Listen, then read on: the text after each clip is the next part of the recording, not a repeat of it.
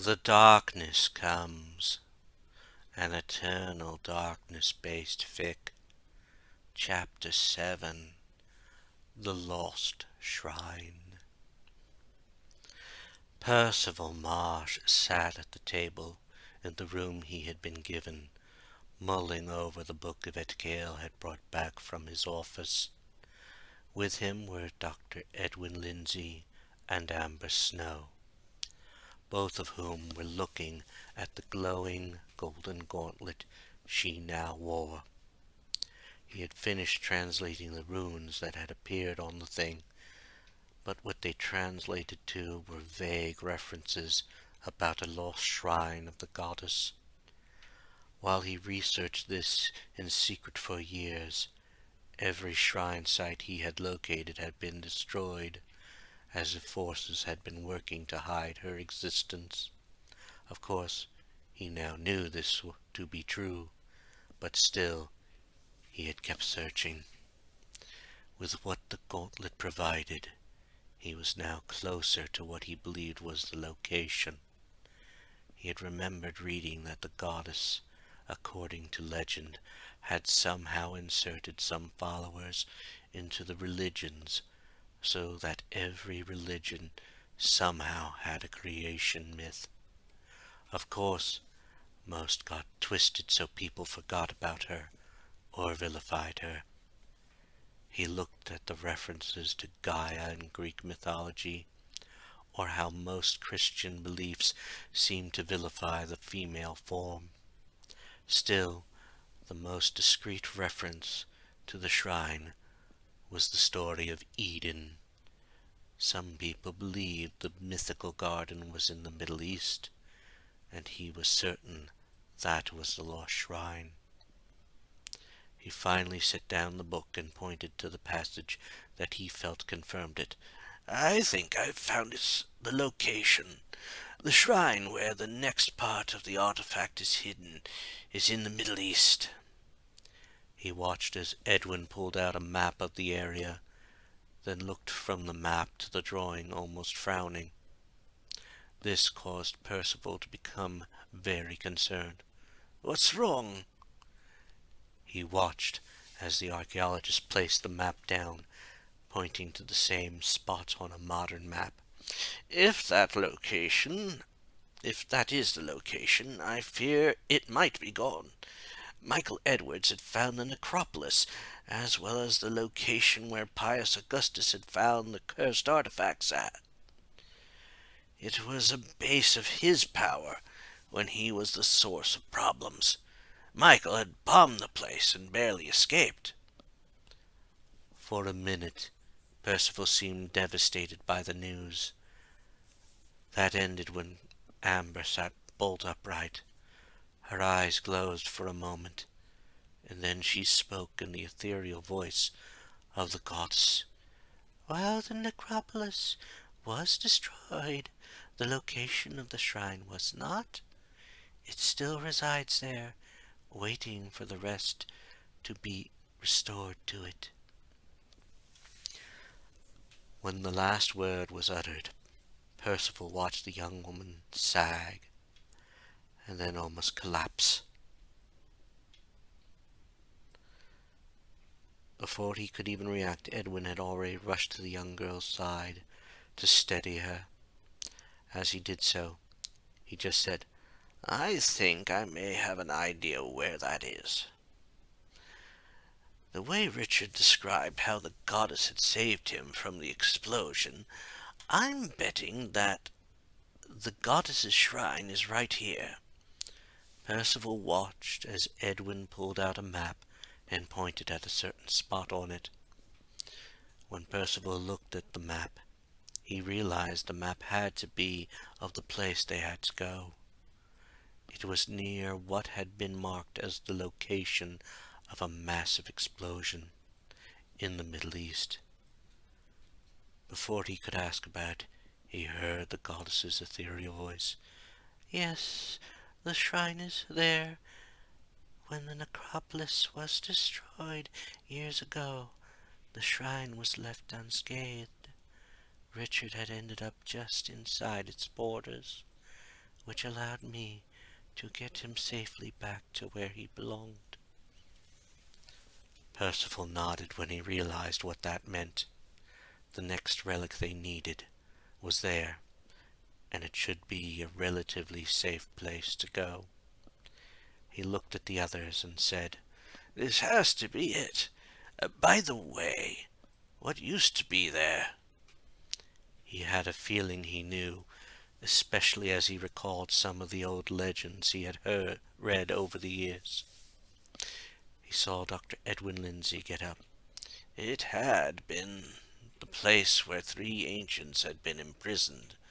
Mantorok had allowed Pius Augustus to find the place millennia ago, and that led to them being freed and then destroyed.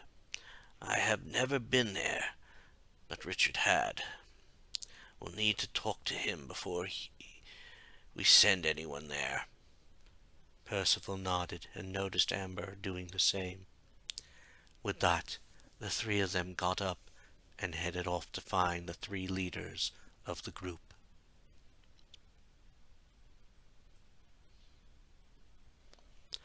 Yvette Cale stood by her husband's side as the work progressed on securing the new tunnel. When they had found it, they hadn't had the time to start securing it with the runes of the goddess. The appearance of the trap had caused them to start doing so.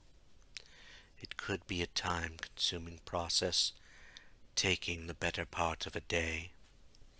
In the past, it had been just her, Richard, and Alexandra doing it, but as more people arrived, they taught more how to do it.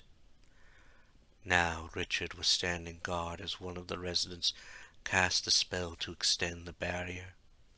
As it was, the barrier progressed slowly, meaning that there were hidden runes throughout the area. As the last barrier extension fizzled to a stop, she shook her head and said, "Damn, how many runes are in here?" She watched as her husband walked to the latest spot and stabbed at the spot with his sword, which glowed yellow. A lot. It might be why this tunnel had been covered up. She nodded in understanding, peering into the darkness that filled the tunnel. While her husband had gone down it first, she wondered how far the thing went. All they needed was to find one place that would allow anyone to find the place without going near the mansion, and everyone was threatened. She looked again at the progress that had been made, and then looked at Richard. She could see the concern on his face, and leaned into his side, hoping the proximity would relax him. "Hopefully, we can extend the barrier far enough to restore security here." She felt him put an arm around her, and she could tell that the simple motion made him feel better. She remained like that until she heard more people approaching. She turned her head to look in the direction and was surprised to see a small group coming. She straightened up, noticing that the group consisted of her father, Edwin Lindsay, Alexandra, Percival Marsh, and Amber Snow. Something in their pace told her that they had some good news about the other task they had to do. When the others finally reached them, she heard her father give some very good news. "We figured out where the lost shrine is." She smiled at that news. The lost shrine of the goddess was where they figured the next part of the artifact was, and with the portal device they could get there both easily and safely. It was Alexandra who delivered the bad part of the news, and Yvette could tell how bad it was when she felt her husband stiffen. "It's in the ruins in the Middle East." She noticed that Alexandra looked right at Richard when she said that, and she knew why. Richard had almost died in those ruins. Yvette glanced at her husband as he nodded. It must have been where the exit had been.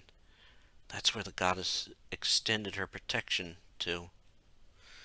Do you want me to head this mission as well? I'm sure the portal will put us right at that point.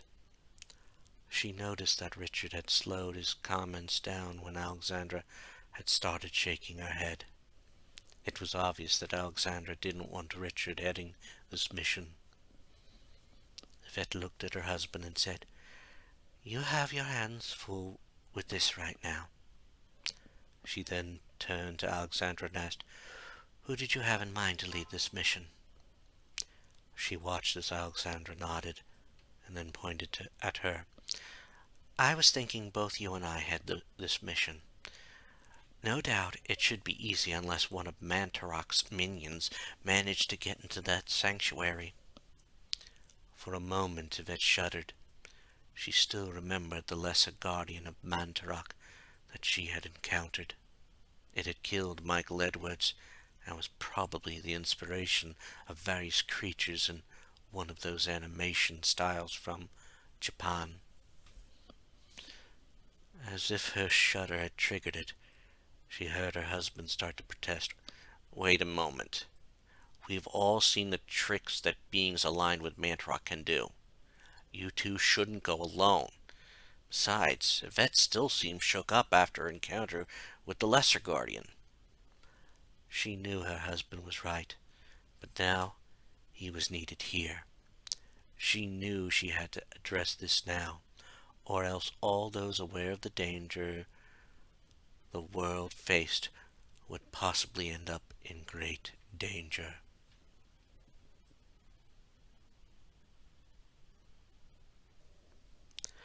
Richard had noticed his wife shudder when she realized it was possible that there may be a chance that they would encounter what she encountered before.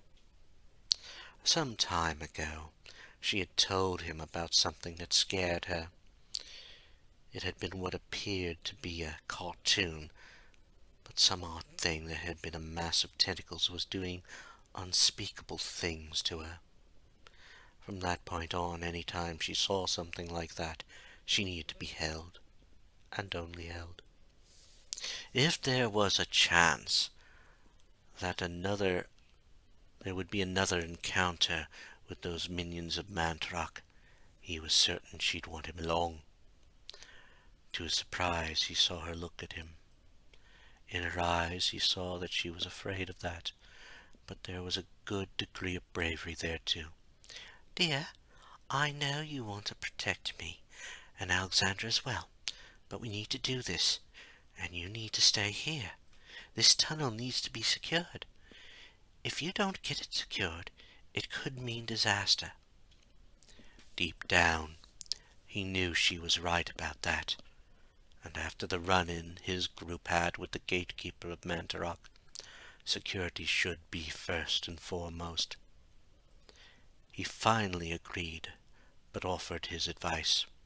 "Fine, but you really need to be on your guard. Mantorok's gatekeepers remain invisible until they are ready to strike. If you see purple mist on the floor, be ready." He saw both of the girls nod, and he felt a bit better. While he was certain they could both take care of themselves, he worried for both of them. After a moment he saw Alexandra look back towards the building where everyone resided, and said, "We better start preparing. I would not be surprised if it doesn't take long for the transporters to be calibrated." He saw Yvette nod, and then watched as the two headed off. Before they had left, though, he saw Alexandra turn and say, "By the way, don't forget to set up a few barriers. We had spotted a trapper. That doesn't mean it was the only one." He nodded, understanding what the warning meant. He turned around and headed back into the tunnel, pausing only when he saw that James, who had been helping with the task, looked puzzled. Of all the things that James Mulroy had seen so far, the lad was either fortunate enough or unfortunate enough to have seen what a trapper can do. He beckoned the young man over to him and said, "Wondering what that's all about?" When he saw the man nod, he started to speak as they walked. "Let me explain then." As they walked down the tunnel towards the farthest point they had secured, he started to explain about the trappers. One of the creatures the ancients have at their disposal is a trapper. It's about the size of a small dog, looks a bit like a scorpion, and has the suicide attack that transports you to another dimension. They can't see, but have excellent hearing.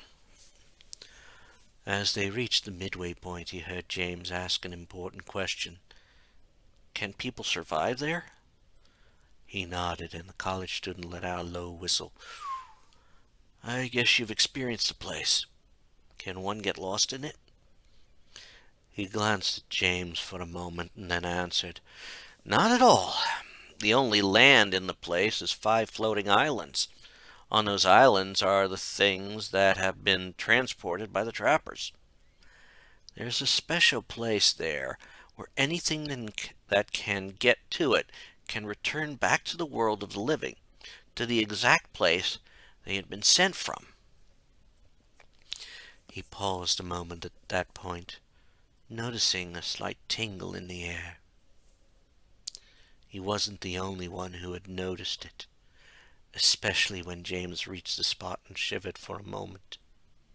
He even noticed the young man looking around and backing up for a moment as if he saw something.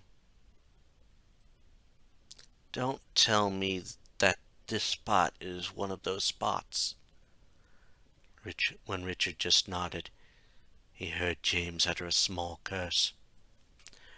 Richard then moved to the exact spot and tried to judge the size of what had been transported to the trapper dimension.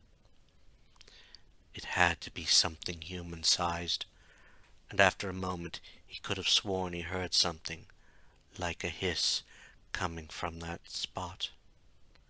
Was it possible that someone or something had deliberately used a trapper just so they could sneak past the barrier? After a brief moment of doubt, he decided it was. There was only one safe course of action, and he stepped into the spot. Again he felt the sensation, but he kept his wits as he cast the spell he was certain would be best.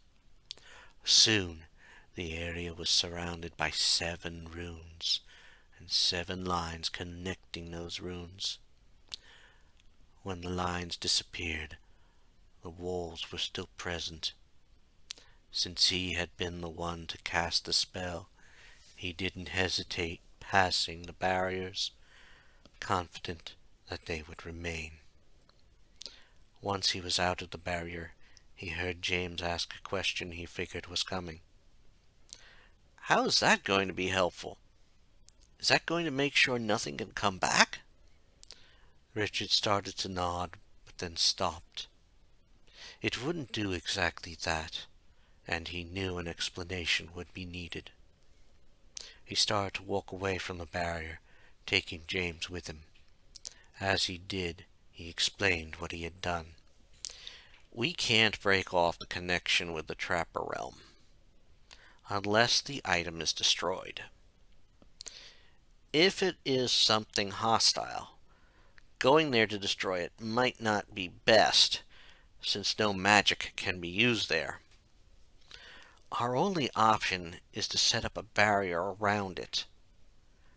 That means that if something returns, it can't cross the lines unless it is aligned to the alignment of the barrier." Richard saw James glance back at the barrier, and then heard him say, "Did you really have to do that then, since you've been increasing the range of the goddess's protection barrier?" Richard again understood the question, and he had the perfect response to the question. In fact, it was one he had seen many times. He stopped, which caused James to stop as well.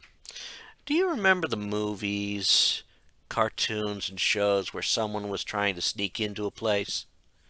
Many times the infiltrator uses something like the old Trojan horse to get in. They hide in an object and wait for the foes to bring it inside. They then wait for the guard to be down before they sneak out. He saw James' eyes go wide as the realization hit him. So, someone or something might be doing the same thing here, using the trapper dimension as a way to get past the protection? Richard nodded, and he took some happiness in the fact that James could make the next step. So by putting up the barrier, you literally set it up so they return inside a trap. That's brilliant. You're foiling their attempt to infiltrate our ranks. Richard nodded, but since he knew that it might not just be infiltration, but also a way for Mantorok's forces to wipe them out. If that were to happen, humanity would be lost.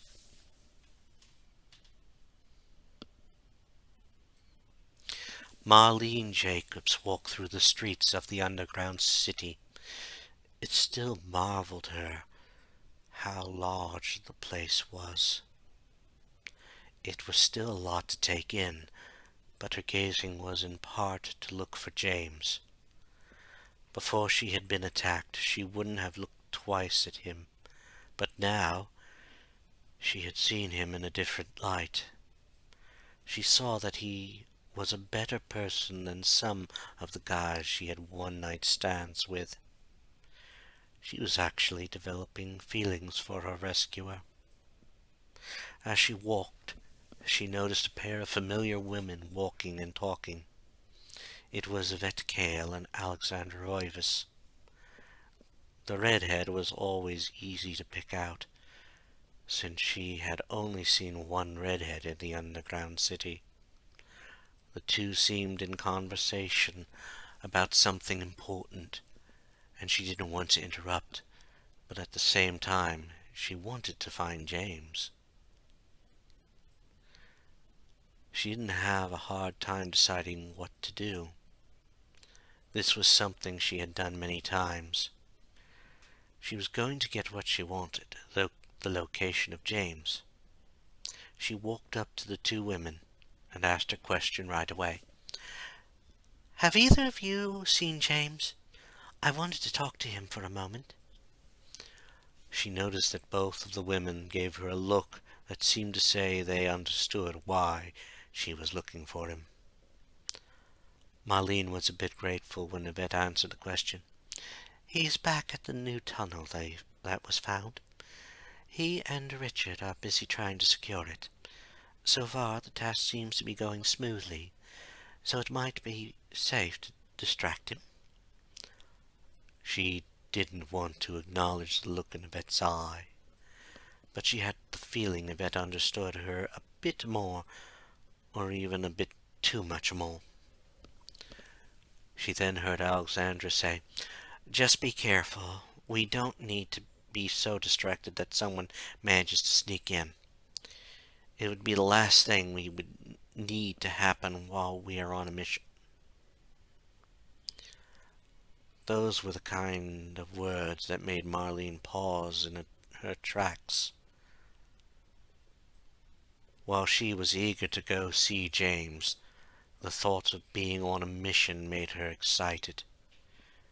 It also made her feel important, and given her pass, that was better than being promiscuous.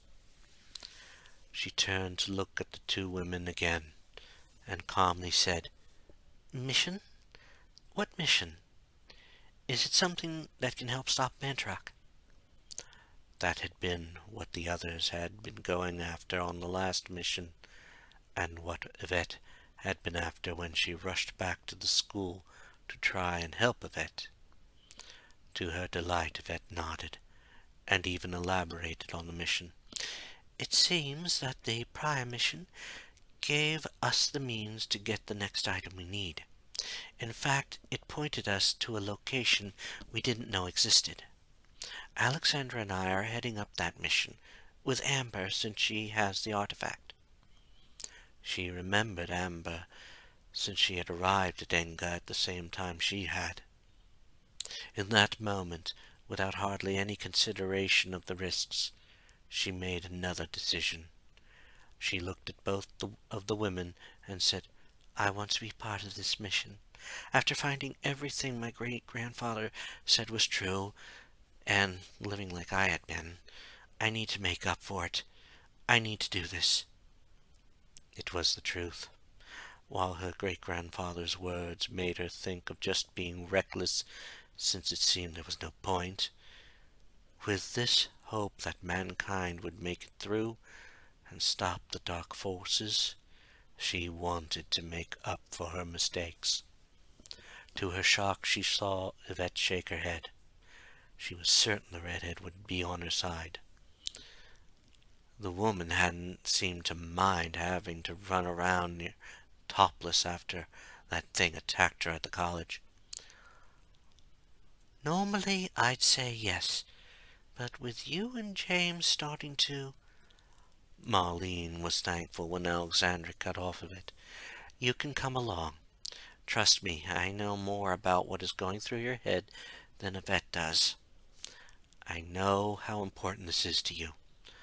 I somewhat understand what she was going to say, but since you want to volunteer, it saves us asking around. Besides, time is of the essence. The sooner we are ready to depart, the better. I want you to get a few things together, since we don't know how long this will last. She nodded to both of the women and said, "Thank you. Are we assembling in that room where I first arrived?" She saw both women nod, and then she rushed off. She knew where the place was, and she was certain she didn't have much to get ready. She just wanted to let James know now what was going on. She quickly moved her way through the underground city. It had gotten easier, especially since the new discovery had resulted in many people trekking to see it. That also meant that it didn't take long to memorize the route to the place.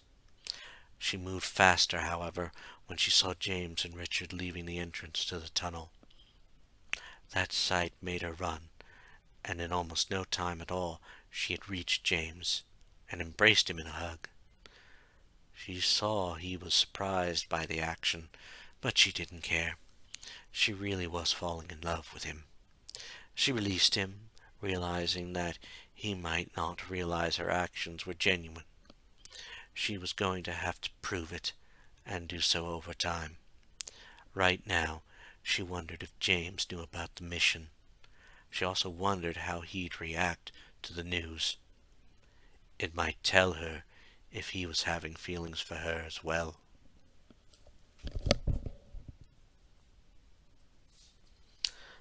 James was amazed by the fact that Marlene hugged him. Part of this was because he knew of her reputation back at the school, but another part of it was that he was starting to have feelings for her. If she was still living up to her old ways in this new place, those feelings could be ignored, but something told him that the hug was genuine. He gave her a slight smile and asked, "What was that for?" He watched as she blushed, and then noticed she was turning her leg in some sort of nervous twitch. It was the kind of thing people associated with when someone had feelings about someone. Maybe there was something starting between them, and part of him liked that idea. Marlene finally answered his question. "Just thought I would do that. You deserved it, especially after you risked your life to save mine. It made me want to do things to make me a better person." For some reason, something made James start to worry when he heard those last few words. Given her less than virtuous lifestyle, he had a feeling she was talking about doing something possibly reckless in the name of helping humanity. At that moment it hit him. and he looked at her. He had been present when Nevedkael and Alexandra Roivas talked about the upcoming mission. His eyes were going wide as he realized it too. "You volunteered to go on the mission, didn't you?" When she nodded, he noticed a smile on her face. He wondered if she was seeking approval from him. It wasn't like they were a couple, although part of him wanted that now.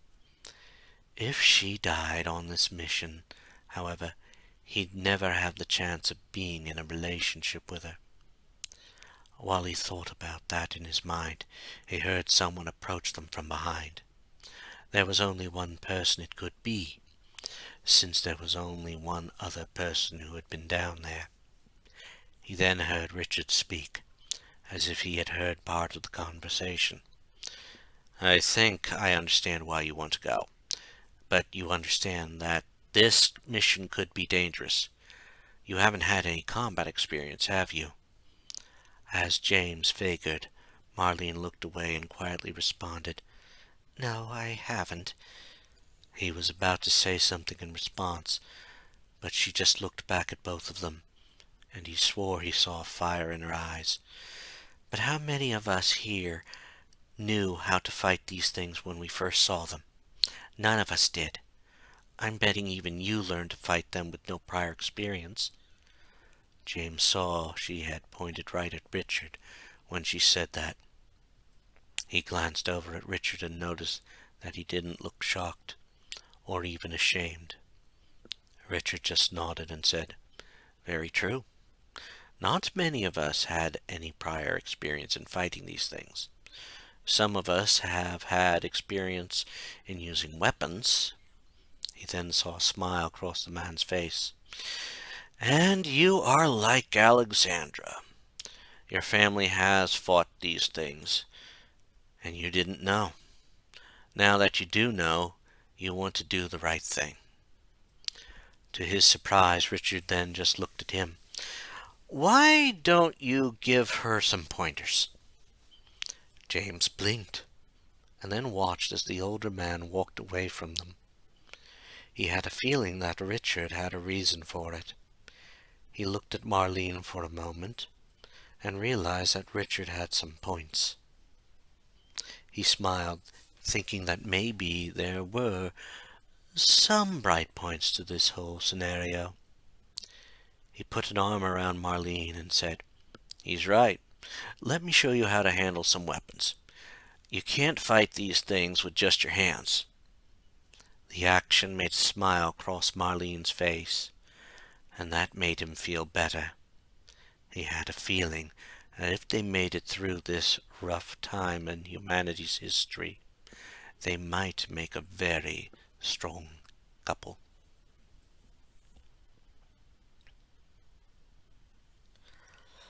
Roberta Ocean was upset.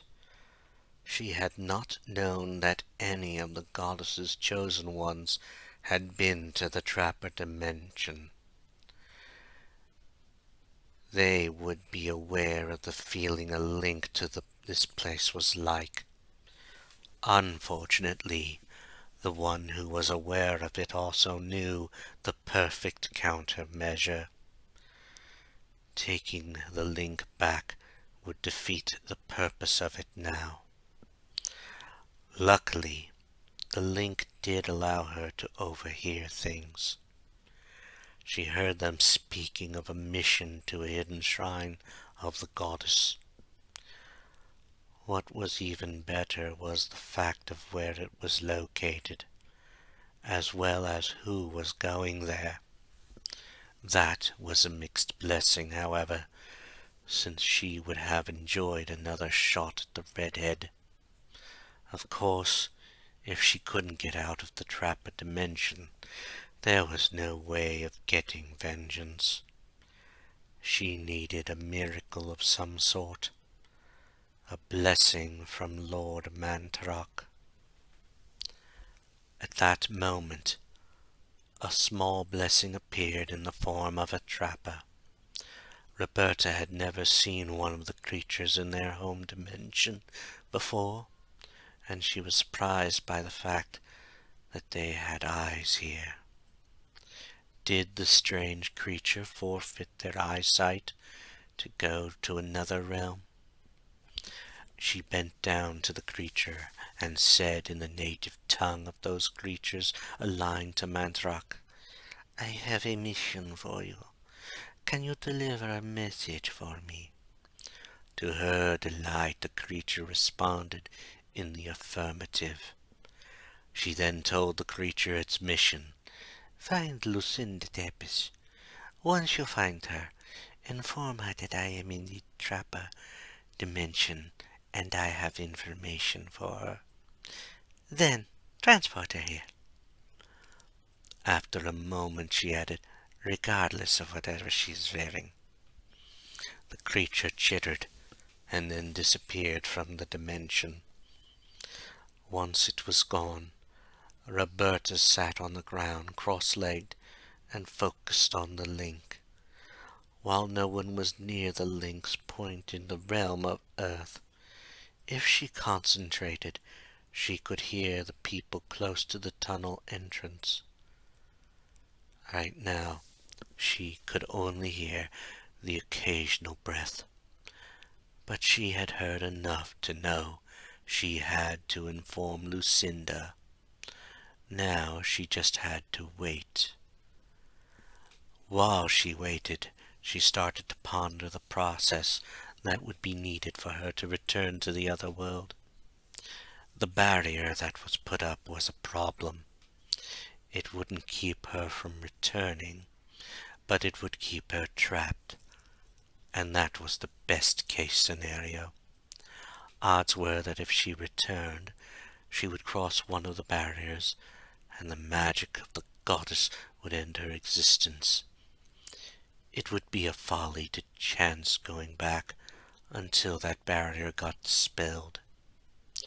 Now, if she could somehow find a way to trick someone into dispelling that barrier, that could work. The trick would be getting the message to someone that was in the underground city. It would take another trapper to bring someone here. Once that happened, she could tell the person that she was trapped by Mantorok's forces. They would easily believe that, and then the barrier would be dispelled. She was brought out of her thoughts when she heard a familiar voice say, "You said better be important." She turned and saw Lucinda Tepes had just arrived in the Trapper dimension, and she was obviously brought here at an inopportune time.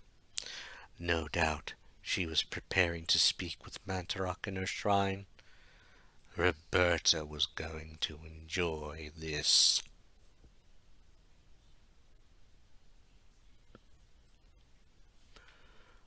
Lucinda was pissed off at the situation.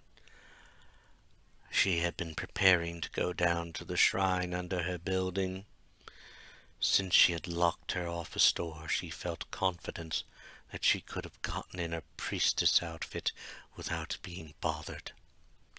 To her shock, she was halfway in the outfit when the trapper had appeared in the room and brought her to the trapper dimension. Seeing Roberta with a smirk on her face just made her mood worse. She then realized there had to be a reason for this inconvenience.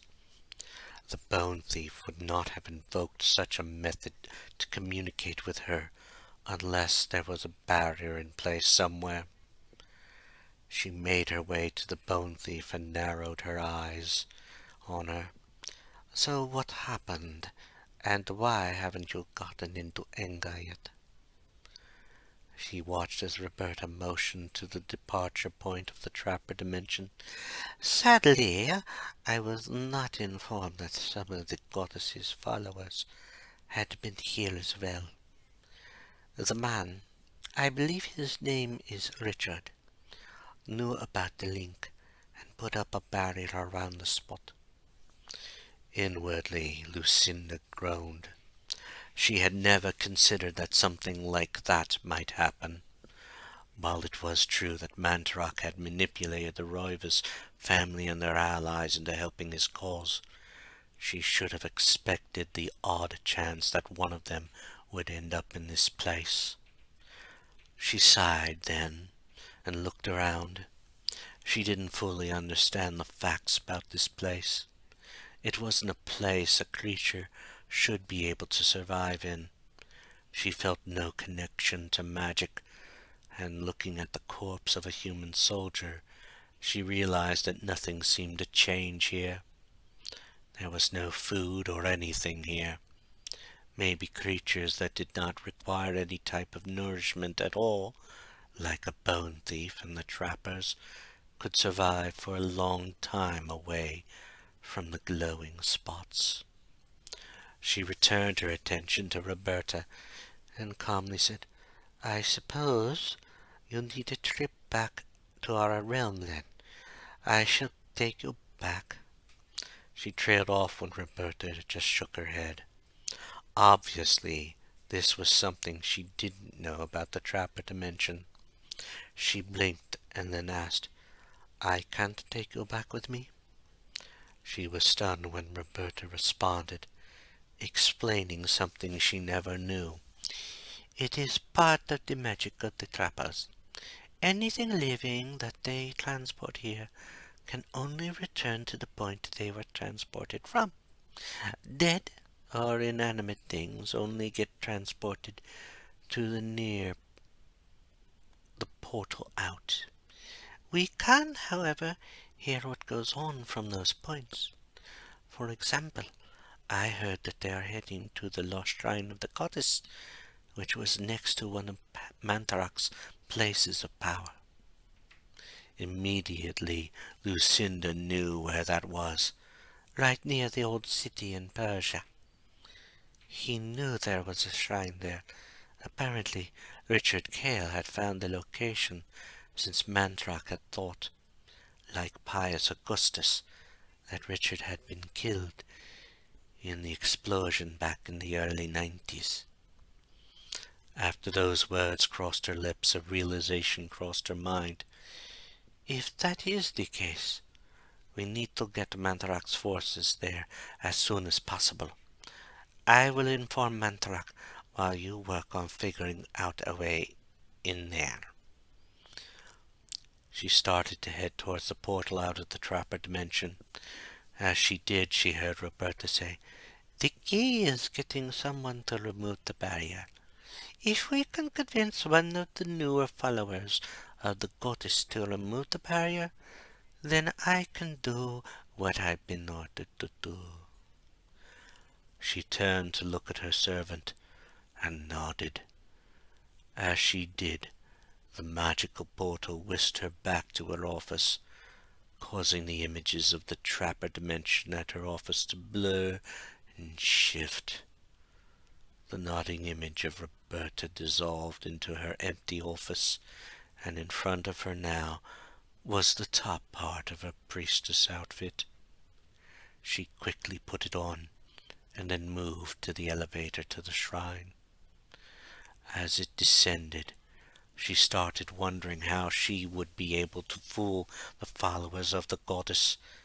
She wasn't sure if any of them knew that Roberta was the current body of the bone thief.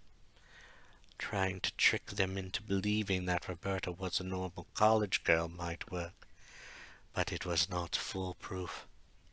She would have to ask Mantorok for advice, or for him to intercede.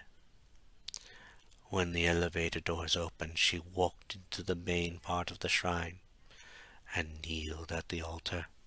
Before she could speak, she heard the ancient's voice. "So they venture to the lost shrine.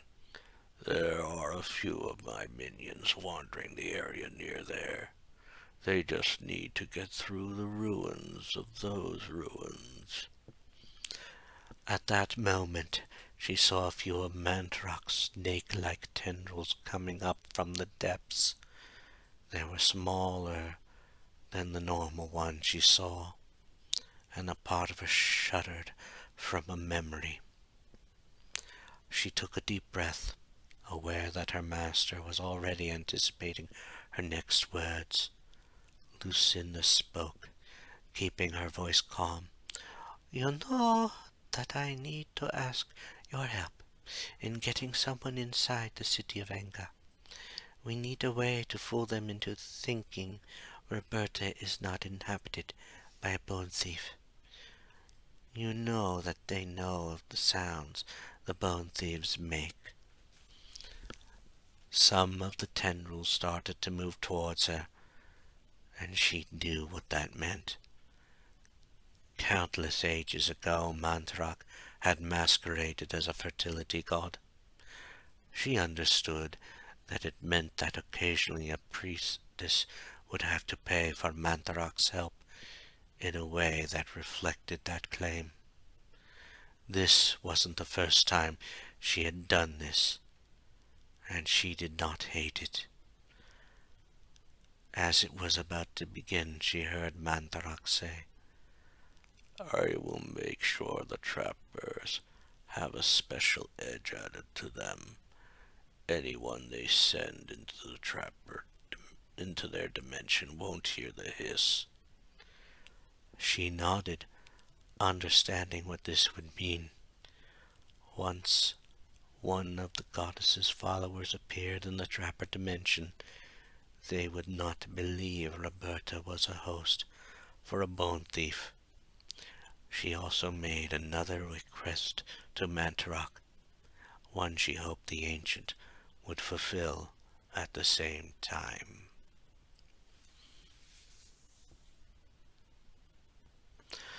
Alexandra Roivas entered the portal center with Yvette Gale and Marlene Jacobs. They were all prepared to do battle with anything that might be waiting for them at the shrine.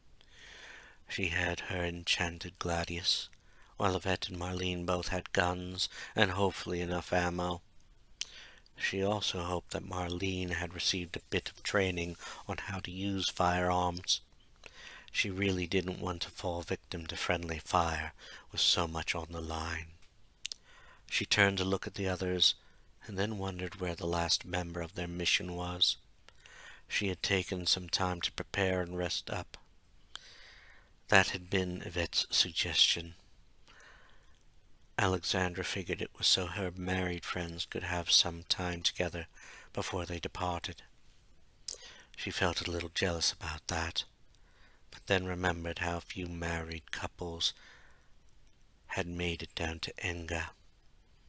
It was wrong to feel jealous about that happiness they had, even though she longed to have someone in her life.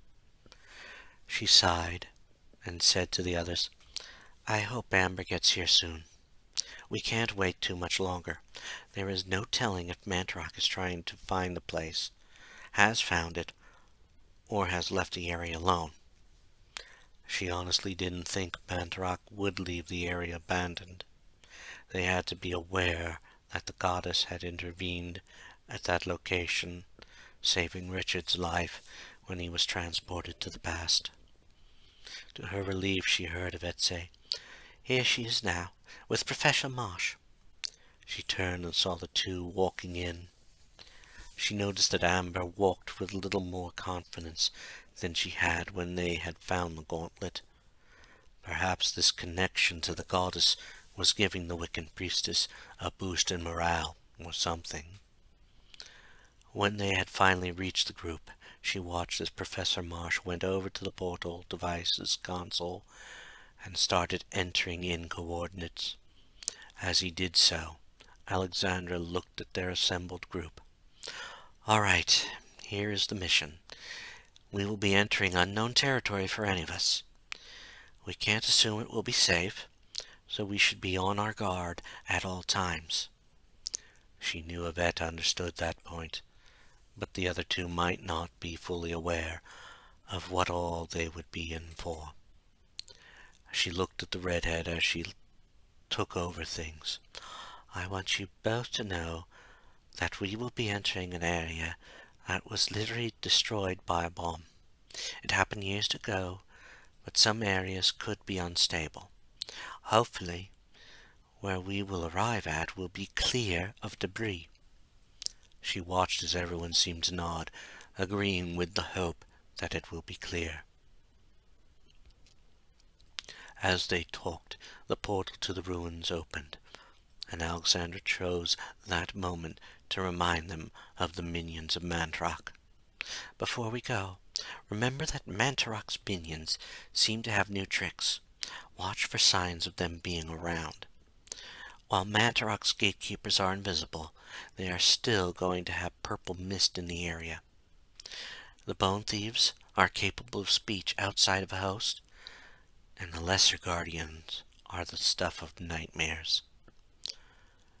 She had seen them all nod and was about to lead them into the portal when Yvette raised her hand. You need to be wary about trappers. They are blind, or at least they appear to be. They lock in on sounds very well, and if they zap you, you'll be sent to their dimension. We don't want that, since something is known to be waiting there. Alexandra remembered what Richard had said before they were going to leave. Something had used a trapper to enter that dimension, most likely as a way to get past the goddess's barrier. With that last bit of information in mind, she led them into the portal. It took only seconds, and as she walked through, she felt her body dissolve and reform in the matter of moments. It was obvious that the portal hadn't been used in a long time. She just hoped that didn't mean it would also fail as well. Once she was through, however, she turned to see the others appear. She saw both Amber and Marlene looking around in wonder. Yvette, who came through last, didn't look around as much, but visibly shivered. Alexandra took a moment and walked over to Yvette. She realized what the shiver had meant. She quietly said to her friend, "Was this where Richard had disappeared from?" When she saw Yvette nod, she looked around again. She was trying to pinpoint the exact spot Richard had to have disappeared from. She had a feeling that was the point where the lost shrine was located. Before she knew it, Amber walked towards the spot, her gauntleted hand extended. It even had a yellow glow to it. The woman didn't even appear shocked as the hand started to go into the wall, like it wasn't there. "It's this way! This wall must be illusion!" She blinked at that comment, and then saw Yvette move in that direction. The redhead didn't even think to doubt the statement. Alexandra then remembered something when Yvette spoke. "I should have realized that when I saw you just look past this hole. The destruction from the bomb is opposite this hole." Yvette had the uncanny ability to see past all the illusions that hid the truth. Alexandra then hoped that this illusion would be effective against Mantorok's minions.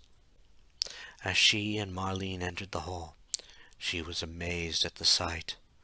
The whole place was bright and spotless, as if no time had passed since the place was built. She could only imagine that this was how the whole area was supposed to look like. Even Marlene was impressed by the structure. The girl just marveled at the place, and it was evident in her voice. This place is amazing." Alexandra only nodded, and then started to follow Amber and Yvette. The pace had picked up, as if no threats could be in the area. She also had a feeling that the whole place might be a mirror of what Richard had gone through. It was amazing how much she had gotten from the tome. Even as she ran, she felt as if she knew every corridor of the place. Eventually they all entered a room with a huge pit, and she knew exactly what this room was. It was just like the one where Michael had left the bomb that destroyed the other one. It was intact, a bridge suspended over the pit, but in this case, a warm glow came from the pit. She blinked twice, and then watched as Yvette managed to lower the bridge. Once it was down, they all crossed. Once on the other side, Alexandra started having a feeling of unease. She started to look around, expecting to see some of Mantorok's creatures. It didn't seem likely, but she had learned not to ignore the feeling. She just said, "I have a feeling something is about." As they reached the wall, she heard Yvette say, "You might be right. Something seems odd here. It's almost like the protection of the goddess is getting thin near here." She then watched as Yvette pointed at the wall on the right-hand side. "Does anyone see that hallway there?" Yvette Alexandra shook her head and noticed everyone else did the same. She also noticed that Amber just stepped towards the wall and then through it. As the girl had done that, she heard her say, "We have to go this way, and not head too far down this hallway. The goddess had a special illusion in place to keep the minions of the other ancients out. If we go down it too far, Mantorok's minions might find out about it." She nodded and kept up with the others. As they neared a side path, she was able to see the hallway extended to a similar spot in a destroyed area. She managed, however, not to gasp when she saw something big moving about. It had to be a horror, and the way it moved, she had a feeling that it suspected that a path was there. It was enough to make Alexandra back away, and then run quickly to the others. She had a feeling that the safety of the goddess here was about to be compromised.